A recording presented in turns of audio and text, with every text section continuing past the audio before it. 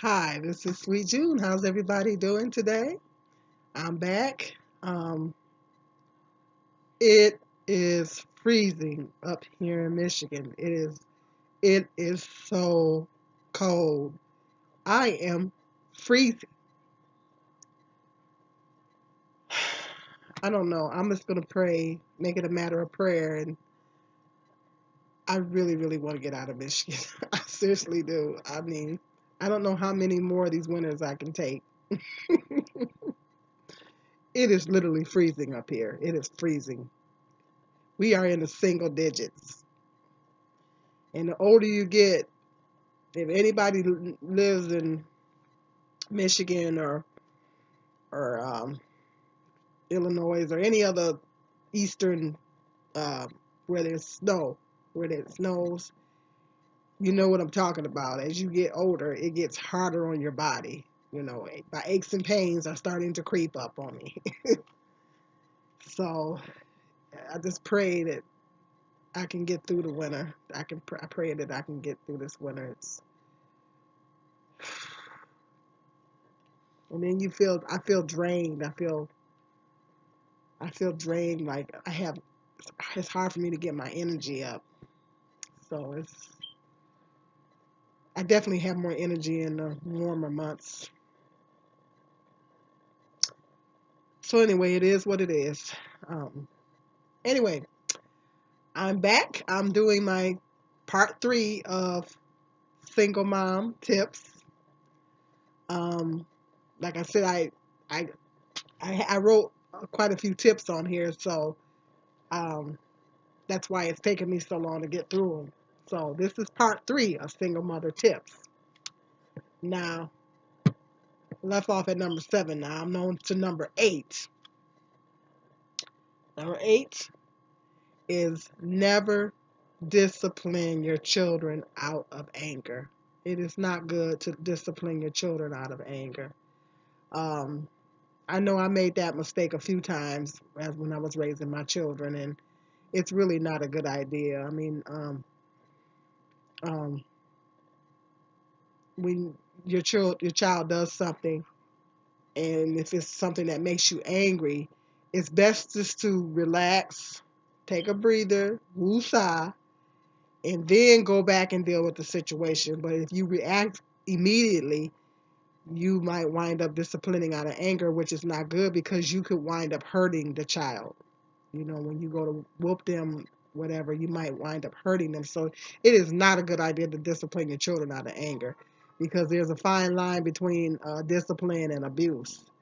And the laws are very strict regarding that, and you don't want to abuse your children. You want to discipline them and get the point across to them, that whatever it is that they did is wrong, but at the same time you don't want to abuse them. If you love them, then you don't want to abuse them. So disciplining your children out of anger is not a good idea.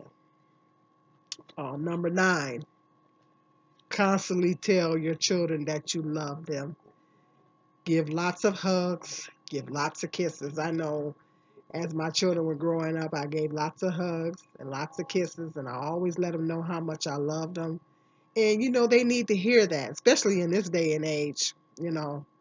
Um, Particularly, if you're the single parent, you're the only parent that's there um, most of the time, or maybe all the time. And that other parent is there, not there. When that other parent is not there, something is definitely going to be lacking, and they're not getting that love and affection from that other parent. Um, not on a regular basis, or sometimes in some cases not at all. So it's very important. The children need that. They need that affection. It helps them to grow. It helps them emotionally. They need to know that you love them, and you care for them, and you tell them you love them, and you give them hugs and you give them kisses. That makes them feel good, and it helps them emotionally, and it helps them mentally as well. It's important for them to know that you do love them. Um, and sometimes, love is an action word. We not only tell someone that we love them, but we also have to show it as well. Number 10 is, the Bible does say do not spare the rod. That's true. But it's best to use other forms of discipline besides spanking. You know, sometimes, depending on the severity of the situation and depending on what the child done, sometimes a spanking is warranted. You know, um, I know my oldest son, sometimes, I had to spank him, but then there was other times that I used other forms of punishment. Sometimes, I believe it or not, I used to make him write sentences. I used to make him write sentences, and boy, he'd rather take a beating than to write them sentences. He did not like writing those sentences. He'd rather take a beating than write those sentences. And I would make him write 100 sentences, and I can't remember what they were, but you know, and boy, he hated it. He hated sitting at the table writing those sentences, and so I would make him do that and take things away from them. If they love playing video games, take the video game away for a time. Take it away for a few days and let them know that, like, if they go to school and they don't do their job at school, then school is their job.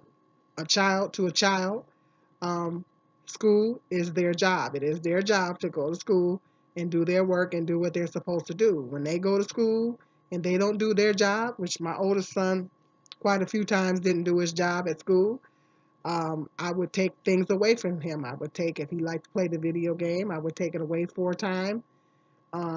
If he liked, it was a favorite toy or toys or whatever it is was he liked to play with, I would take them away.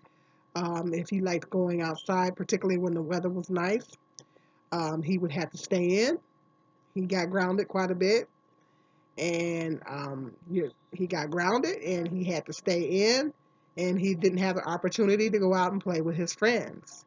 So you can use other forms of discipline besides spanking. Sometimes, like I said, depending on the severity of the situation, sometimes yes, it warrants a spanking that you have to go ahead and spank them because you have to really, really get the point across to them that what you did was not right. What you did was wrong. It was totally unacceptable.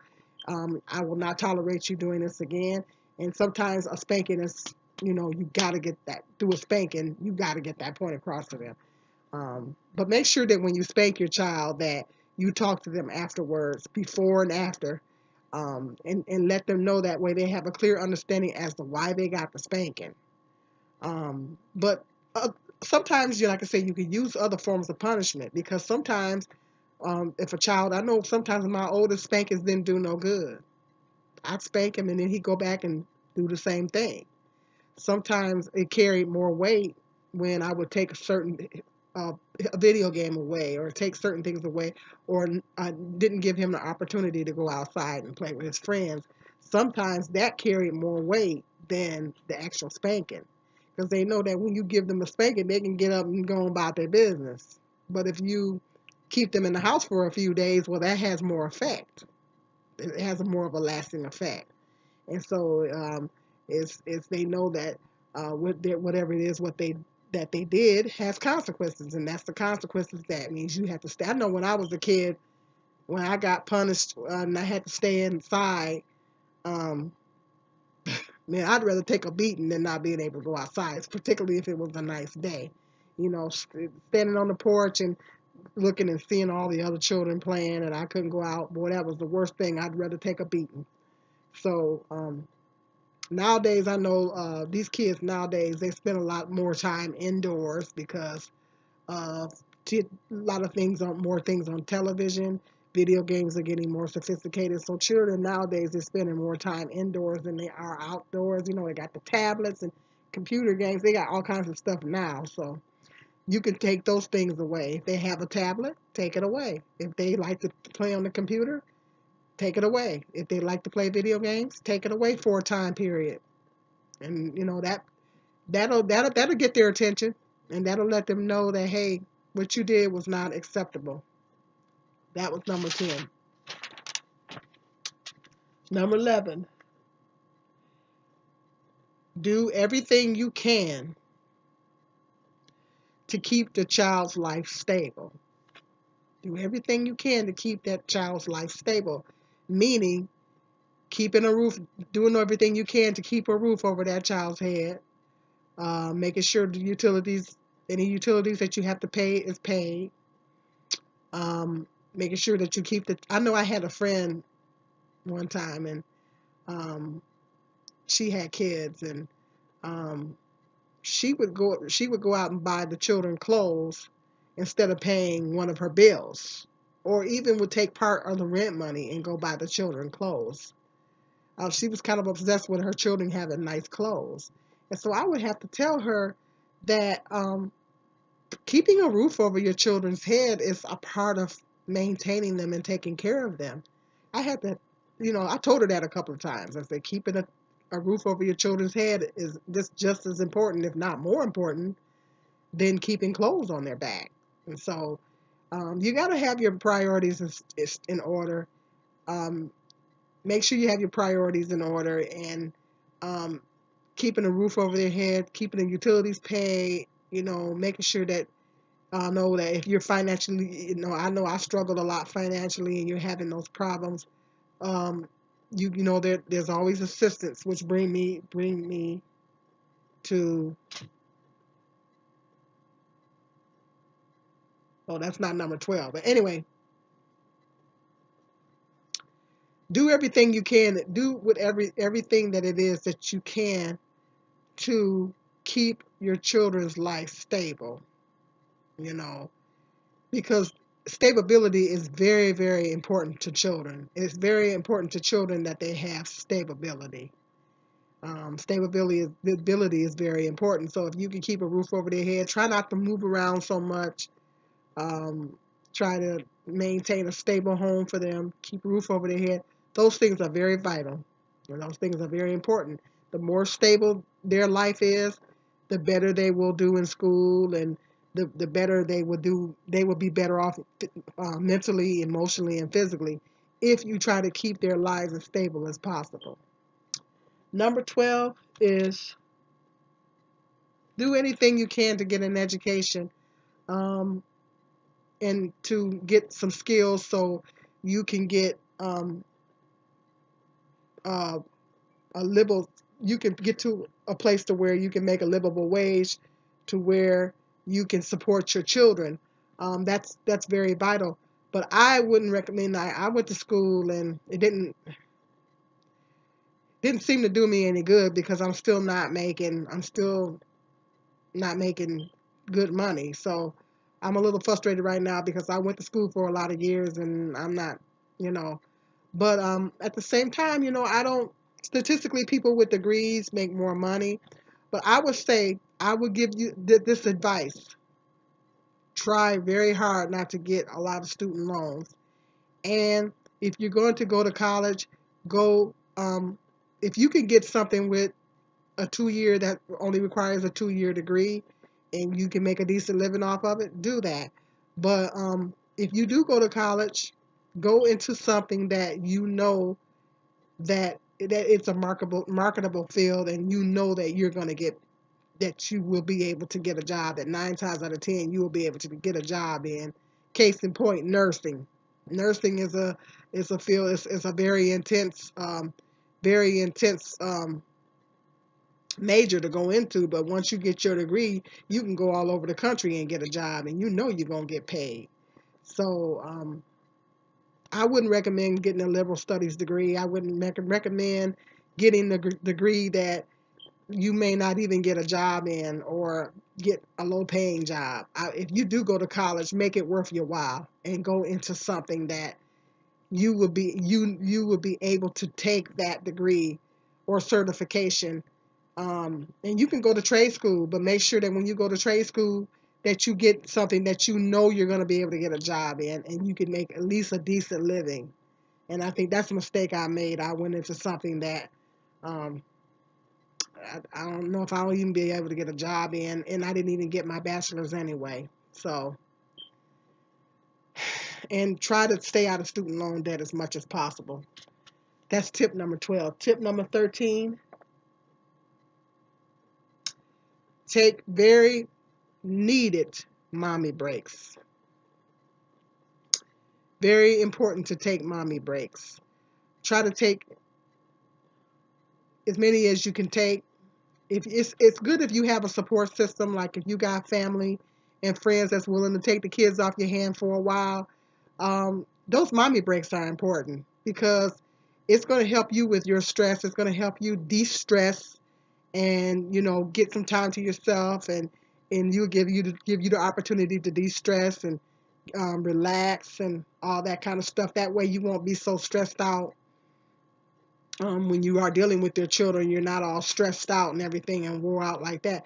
I know that when I was raising my children, I really didn't have a good support system, and I'm just being honest, I didn't have a good support system, and um, I didn't have a lot of help, so I didn't get a lot of those mommy breaks um, until my children got older, until they got older. But when they were younger, I didn't get a whole lot of mommy breaks. But if you got some family or friends that's willing to take the kids off your hands for once or twice a week for you for a few hours, that's very beneficial. It'll help you. It'll help you, and then you will be a better mother. You will be able to be a better mother to your children because you're not all stressed out and all that kind of stuff. So yeah, mommy breaks are very important. I highly recommend it. Um, Tip number 14: do not put any adult burdens on your children. Not a good idea. I think I might have made that mistake a few times raising my children. To be honest, it's very easy to do as a single mother.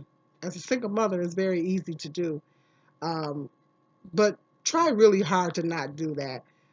Children, you know, they should be able to be children. They should be able to have a normal childhood, keep the childhood as normal as possible, and let them be children, and don't put on the burdens of adulthood onto your children. Like I said, I made that mistake raising my kids, and as a single mother, it's easy to do, particularly if the father is not helping and he's not in the picture, and you got a lot on you, because when you're a single mother, you got a lot on you.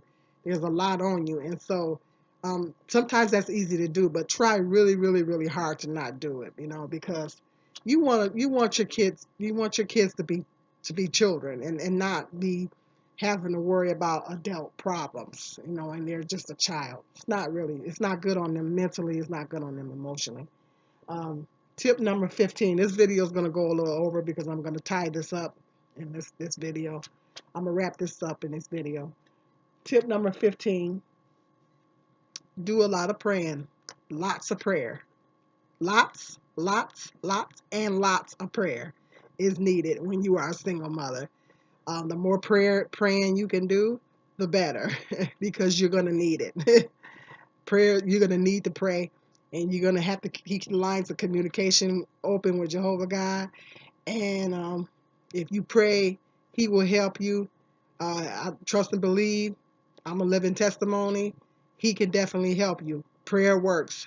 There's power in prayer. So the power of prayer is, trust and believe me, works.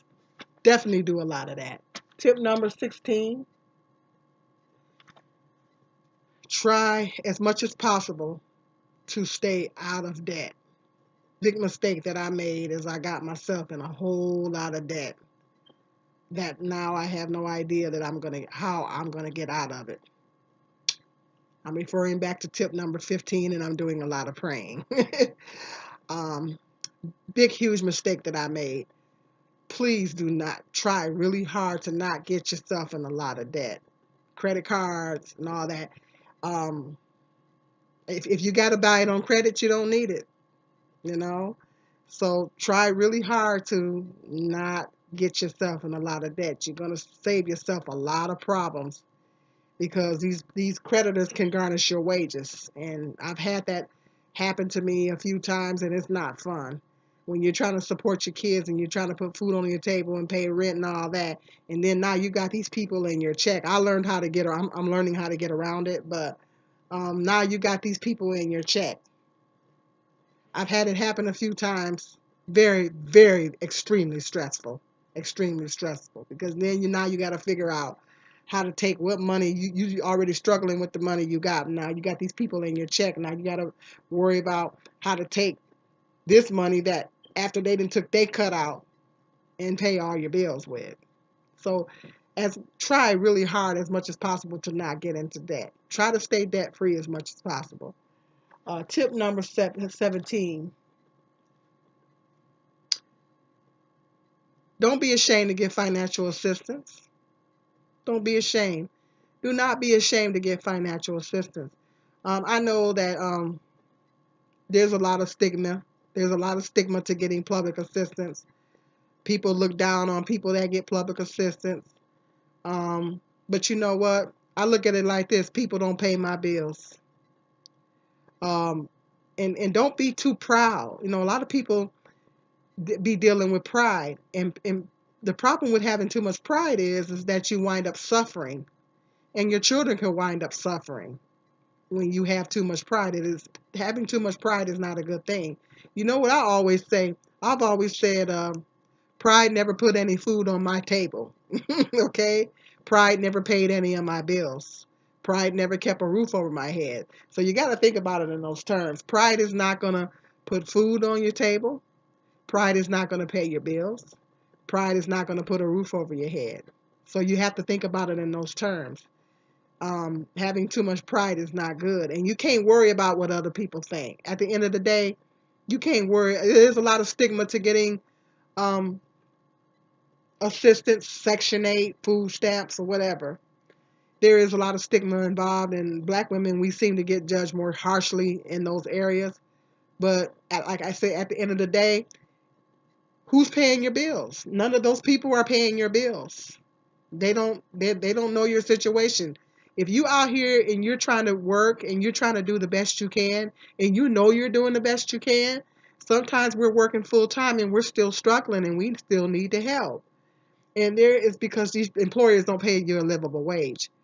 Um, there is nothing wrong, and there's nothing to be ashamed to get help. There's nothing wrong. That's what it's for. You know, um, it's a leg up. There's a difference between a handout. I check my video. I'm talking about that. There's a difference between a handout and a hand up. If you out here and you going to work every day and you working hard and you doing the best you can to keep a roof over your kids' heads and to provide for your children, then you doing the best you can. There's nothing wrong with getting help. That's a hand up. It's not like you're sitting around being lazy and if you're doing the best you can, a lot of times having one income, it is very, very hard to raise children on one income. Even married couples both people have to work in a situation where two people are married and have children. A lot of times both parents have to work because it's just the system. The system, they done made everything so hard in the system. Everything is so expensive. I mean, particularly when you go to some of your larger cities. I've been kind of curious about New York because I've never been there, and I've been looking at a lot of videos about New York, and it's very, very interesting. And some of the videos they talk about how much the rents are. You would not believe how much it costs. If some of you guys live in New York, you know what I'm talking about. It could cost anywhere upwards from $1,500 to anywhere from $1,300 to $2,000 to rent a one-bedroom apartment in New York, and depending on where you live. Some areas are cheaper than others, um, and that's how it is in all of your larger cities, not just New York. New York, I think, is one of the most expensive largest cities, but some of your other largest cities, um, rents are very expensive. There's nothing wrong with getting on Section 8. If you need to get on Section 8, it ain't nothing wrong with it. I mean, it's nothing wrong with it. If you need to get housing assistance, there's nothing wrong with it. Rent is very expensive, and these employers don't pay a lot of money. Most majority of them don't pay you a livable wage. And minimum wage, you can't raise a family on $9 an hour. Not even $10 is enough. So if you need the help, there's no shame in it. If you need food assistance, don't be shamed. Though if your children need to be fed, they need to be fed. Get the help that you need. There's nothing wrong with it. I don't care what nobody's saying. Because at the end of the day, nobody is taking care of your kids. They're not putting a roof over your head. They're not feeding you. Can't get caught up and you can't worry about what people think. Okay, so never be ashamed to accept help, ever. That's tip number 17. Tip number 18, that's my last tip. Never take your frustrations out on your children. They didn't ask to come here. Your children did not ask to come here. And it is not a good idea to take whatever. I think I might have made that mistake a few times when I was raising my kids. I know I did. I made that mistake a few times. Um, a lot of times I would take my frustrations out on my children. A lot of times, when you're going through things and you're stressed out and all this type of stuff, and you're mentally tired and physically tired and all that kind of stuff, and you're worrying and you're scared and all kinds of feelings are going. You can have a multitude of different feelings, different ranges of feelings as a single mother: fear, stress, worry, um, exhaustion, all that, all those things. You know, I've experienced all those things at one time or another, and it could take a toll on you. It could take a toll on you to the point to where I know a lot of times when you do go through stuff, you tend to take it out on the people that's closest to you. And if you're a single mother, the people that are closest to you is your children. And you got to try really super, super hard to not do that. Um, because at the end of the day, they didn't ask to come here. And um, it's not a loving thing to do. It's not a loving thing to do to take your burdens and frustrations out on your children. Um, if you need to go somewhere, and just be by yourself for a couple minutes or whatever, and woosah, relax or whatever, that's the best thing to do. But that's never a good idea to take your frustrations out on your children. Um, and those are my single mom tips. You know somebody that's a single mom, let them listen to this video. Um, like I said, I learned a lot over the years as a single mother, um, and I learned a lot. So um, through trial and error, and these are the things that I learned. Um, let me know in the comments section what you guys think of my little series here. Please like and share this video and subscribe to my channel. I got some more interesting video topics coming up. This is Sweet Jen.